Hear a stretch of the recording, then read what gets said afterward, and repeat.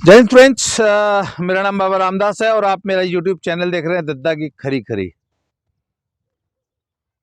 तो तब मैंने आपको कुछ दिन पहले वो हरियाणा के एक फोक सॉन्ग लोक गीत के बारे में बताया था ना, जो कि 80, 70 और 80 के दशक में हरियाणा में बहुत पॉपुलर था। कि मैं तेरी साली तू मेरा जीजा, जंतर मंतर पे जाओगे, कुनबा पड़ो बाढ़ में जीजा, कुश्ती पड़ो बाढ़ में जीजा, आपा मौज उड़ावांगे। तो साहब जीजा साली का एक्टिविज्म, जीजा साली का नेतागिरी, जीजा साली का आंदोलन अनवरत चालू है। आज की रिपोर्ट यह है साहब कि आज रोहतक में एक कोच हैं अशोक ढाका,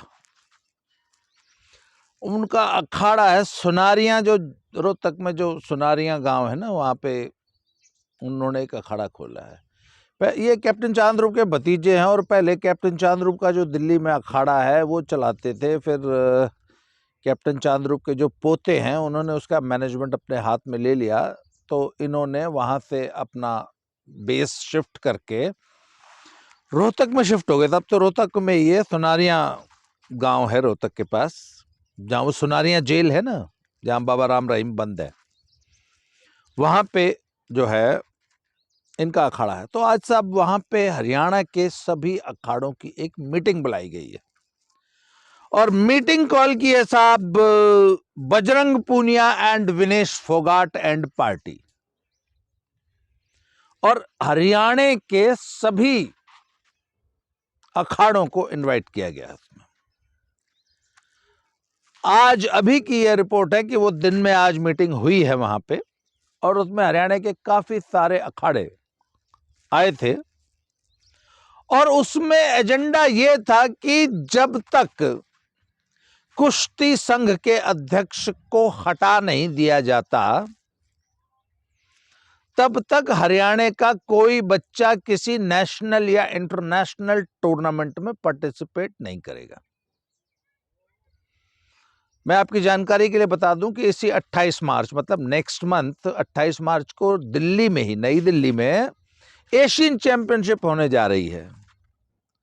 और एशियन चैंपियनशिप जो है ये आगे जाके ओलंपिक क्वालिफाइंग के लिए बेस तैयार करेगी। जो लड़के यहाँ पे मेडल देंगे उनकी रैंकिंग में, वो वर्ल्ड रैंकिंग में उनको रैंकिंग मिलेगी और यहाँ से फिर वो ओलंपिक क्वालिफायर्स में पार्टिसिपेट कर पाएंगे। अभी ज़ाग्रेब में जो वर्ल्ड रैंकिंग टूर्नामेंट हुआ क्रोएशिया में, वहां पर भी ये खलीफा जी लोग जो हैं ये पार्टिसिपेट करने नहीं गए, इन्होंने अपना नाम वापस ले लिया। इनके चक्कर में और 4 जूनियर पहलवानों ने अपना नाम वापस ले लिया। आज की पोजीशन, आज की जो रिपोर्ट है साहब वो ये है कि इन्होंने हड़ताल की है। आज ये विधिवत पहलवानों द्वारा हड़ताल की घोषणा है कि जब तक कुश्ती संघ के अध्यक्ष ब्रजभूषण शरण सिंह सांसद को हटा नहीं दिया जाता तब तक हरियाणा के पहलवान, इन्होंने आह्वान किया है कि किसी भी नेशनल और इंटरनेशनल टूर्नामेंट में पार्टिसिपेट न करें और किसी नेशनल कोचिंग कैंप में भी हिस्सा न लें। अच्छा, मजे की बात यह है कि साहब ये जिन लोगों ने ये हड़ताल का आह्वान किया है ना, वो खुद नेशनल कैंप में है। तो भाई आप घोषणा कर दो ना कि आज से मैं भी नेशनल कैंप छोड़ रहा हूं। अब मैं आज के बाद नेशनल कैंप नहीं जाऊंगा जब तक ब्रजभूषण सिंह हट नहीं जाते।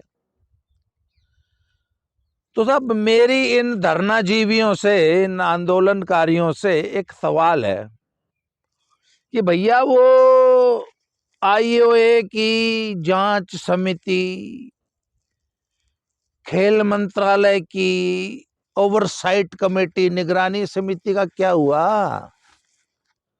उसकी जांच तो अभी चल रही है ना। तो जब जांच चल रही है, 9 तारीख को आप आईओए की जांच समिति के सामने प्रस्तुत हुए थे पहलवान जी लोग, और 11 तारीख को खेल मंत्रालय वाली ओवरसाइट कमेटी के सामने भी तो आप पेश हुए थे ना। हाँ जी, तो उसकी रिपोर्ट आ लेने दो, 4 हफ्ते का टाइम दिया है, 17 तारीख तक वो दोनों जांच समितियां जो हैं अपनी रिपोर्ट प्रस्तुत कर देंगी, एक आईओए को कर देगी, एक खेल मंत्रालय को कर देगी। उसमें जो रिजल्ट आएगा उसके बाद ये हड़ताल कर देते, या ये जो आज आपने मीटिंग करी है 17 तारीख के बाद कर लेते। अरे आज 12 तो होली, 13, 4 दिन की तो बात थी। तो आपने उस जांच समिति का रिजल्ट आने से पहले ही ये आज पेन डाउन मीटिंग, हड़ताल वाली मीटिंग आज क्यों बुला ली? क्योंकि 11 तारीख को जब आप निगरानी समिति, ओवरसाइट कमेटी के सामने प्रस्तुत हुए और उन्होंने कहा कि लाइए आप अपने आरोप हमें point wise, specific points, facts, figures के साथ पहले तो आरोप लगाइए। किसने किसके साथ ज्यादती कर दी, जबरदस्ती कर दी, कौन सा वित्तीय घोटाला कर दिया, कौन सा हरेसमेंट कर दिया, किसने आपके पारिवारिक जीवन में खलल डाल दिया, किसने आपको मजबूर कर दिया कि मैं तो फांसी छूटने वाली थी। तो भैया स्पेसिफिक आरोप लगाइए और फिर उन आरोपों के समर्थन में प्रूफ दीजिए, फैक्ट्स दीजिए, एविडेंस दीजिए। तो आपने बोल दिया जी नहीं अभी हमारे पास नहीं है और हमें थोड़ा सा और मौका दे दो, अभी कोई लड़की आना तैयार नहीं है, कोई लड़की डर रही है, छोरी कोई लड़की नहीं आ रही। भैया हमने तो आज तक ये सुना था कि हमारे जुडिशियल सिस्टम में तारीख पे तारीख लगती है, पर यहां तो खुद कंप्लेनेंट तारीख ले रहा है। जिसने कंप्लेंट की वो बोले जी अगली तारीख पे प्रूफ दूंगा। कुल 4 हफ्ते की जांच कमेटी है, आप कह रहे हो जी अगली तारीख पे दूंगा। अगली तारीख में तो 28 दिन हो लेंगे, 4 हफ्ते बीत जाएंगे। तो या तो जांच समिति एक्सटेंशन मांगेगी। अच्छा आज कोई लड़की डर रही है, सब लड़कियां डर रही हैं, कोई नहीं आई निगरानी समिति के सामने बयान देने, अगले हफ्ते आ जाएगी। पुनिया साहब, बजरंग पुनिया पहलवान, इस हफ्ते नहीं आई, अगले हफ्ते आ जाएगी। अगले हफ्ते भी कौन नहीं आवा है। तो आपको पता है कि आपने जो पहला एटम बम छोड़ा था वो तो फुस निकल गया, फुस, उसमें तो बहुत सारी गैस निकली, फुस, और वहीं गिर गया। तो आप बोले अब हम हड़ताल कर देंगे, ले आओ मेडल, हम हरियाणा वाले पार्टिसिपेट नहीं करेंगे। अरे भैया मैंने तो पहले ही आप लोग को नाम दे रखा है फुके कारतूस। अरे भैया तुमको हराने वाले बहुत है इंडिया में, तुम्हारी तो वो भी नहीं चलेगी। अब तुम क्या इंटरनेशनल टूर्नामेंट में जाओगे? तुम्हें तो नेशनल यहाँ इंडिया में ट्रायल में हराने वाले बच्चे बैठे हैं, और वो बच्चे तुम्हारे बहकावे में क्यों आएंगे भाई? और मैं उन कोचेस साहिबान से सवाल कर रहा हूं जो आज इस मीटिंग में गए थे और जिन्होंने इस मीटिंग में आज बढ़ चढ़ के हिस्सा लिया। नाम नहीं ले रहा हूं जानबूझ के, थोड़ा मैं भी सीनियर कोचेस का लिहाज करता हूं ना। वैसे मुझे लिहाज करना नहीं चाहिए भैया, अपन तो सिर्फ कुश्ती के वफादार हैं, मारा नहीं लगता कोई साड़ा। कोच है बहुत बढ़िया बात है, जब तक कुश्ती की सेवा कर रहा है सिर माथे। जिस दिन आप कुश्ती से गद्दारी करेंगे हम आपके गले पड़ जाएंगे। आज इस वीडियो में किसी कोच का नाम नहीं ले रहा, अगले वीडियो में पूरा बाकायदे नाम लेके वीडियो बनाऊंगा। तो भैया इन जूनियर बच्चों का क्यों जिंदगी बर्बाद कर रहे हो? मतलब अब स्पोर्ट्स में भी हड़ताल होगी? मतलब घिनौने आरोप लगा के आप ब्रजभूषण शरण सिंह को हटा नहीं पाए तो अब हड़ताल करके हटाओगे? अरे भाई ये जितने बूढ़े खलीफे हैं आमरण अनशन कर लो ना। इन बच्चों को क्यों बोल रहे हैं तुम पहलवानी छोड़ दो? अच्छा ये कैंप में नहीं जाएंगे, नेशनल और इंटरनेशनल टूर्नामेंट्स में नहीं जाएंगे, तो ये किस लिए पहलवानी कर रहे हैं? अच्छा 6 महीने अगर ब्रजभूषण नहीं हटा ये कितने दिन इन पे हड़ताल करवाओगे इन छोटे बच्चों पे? मतलब शर्म आनी चाहिए यार। तुमने आरोप लगाया हमारी गैलिया न्यू न्यू हो गया, हमारी छोरियां गैलिया न्यू न्यू हो गया। मैंने पहले भी ये बात कही थी, मैंने एक फेसबुक पोस्ट भी लिखी थी बजरंग पूनिया को संबोधित करते हुए। मतलब एक काल्पनिक पोस्ट थी, चुटकुला टाइप था, व्यंग जिसे बोलते हैं। उसमें मैंने लिखा था कि एक इंटरनेशनल टूर्नामेंट हो रहा था, उसमें एक जापानी पहलवान से बजरंग पूनिया की कुश्ती हो रही थी, और विनेश फोगाट जो है ना वो कोचिंग दे रही थी। और जब 3 मिनट का फर्स्ट राउंड खत्म होया, जब 30 सेकंड का इंटरवल हुआ ना, तो जब बजरंग पूनिया आया तो विनेश बोली आरोप लगा दे, इसने मेरी गलिया रात ने न्यू न्यू कराया, आप चित हो जाएगा। जिसको अखाड़े में हरा नहीं सकते ना, या जिसको चुनाव के मैदान में हरा नहीं सकते, जिसको लीगली नहीं जीत सकते, जिससे लड़के नहीं जीत सकते, उस पे आरोप लगा के जीत जाओ। बजरंग पूनिया जी, आपको तो पता है कोई महिला पहलवान आपकी 4-5 सालियां तो टंडे तैयार नहीं हुए ना, क्या भाई मारी गई न्यू न्यू होया। तो एक सलाह दे रहा हूं बजरंग पूनिया जी, आप वोट लो ना। बजरंग पूनिया जी आप आरोप लगा दो, आरोप तो एक से ही हैं, चाहे छोरे का हो जाए चाहे छोरे के लिए हो जाओ गलत काम, चाहे छोरी के लिए बराबर ही है। लड़कियों के साथ होगा तो 376 लगती है, लड़का आरोप लगा दे तो 377 लगती है, बल्कि वो और ज्यादा गंभीर धारा होती है। तो बजरंग पूनिया जी आप आरोप लगा दो कि फेडरेशन ने मेरी के लिए कराया था जी 377।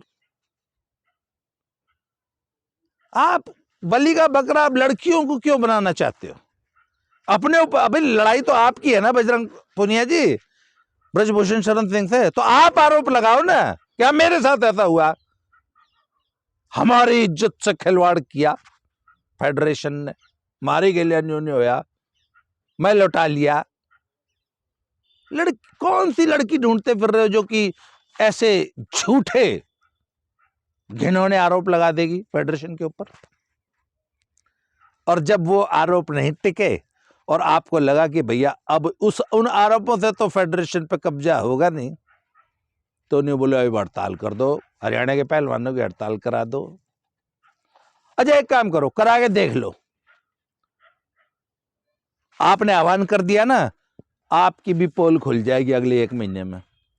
अभी नेशनल कैंप लगेगा, एशियन चैंपियनशिप की ट्रायल होगी, उसमें पता लग जाएगा कि हरियाणा के जूनियर पहलवान आप लोग के बहकावे में, आप लोग के फुसलाने पे कितना आप लोग की बात सुनते हैं। और जब मैं इनको फूके हुए कारतूस बोलता हूं ना, तो आज मैं पूरा डाटा लेके बैठा हूं। ये खलीफे पहलवानी इनके बस की है नहीं, अब तो ये नेतागिरी करेंगे। हाँ एक बात और बता दूं, एक और है छत्रसाल स्टेडियम का मोखरिया का उसने कल उसकी एक मैंने फेसबुक पोस्ट देखा स्टेटस ने, बोला वो रोहतक में जो वो पहलवान जो गोली गाली चली थी ना, उसमें हम विक्टिम्स को न्याय दिलाने के लिए और दोषी को सजा जल्दी दिलाने के लिए कैंडल मार्च करेंगे। आज रोहतक में वो कैंडल मार्च काट रहा है और सारे पहलवानों को इकट्ठा कर रहा था।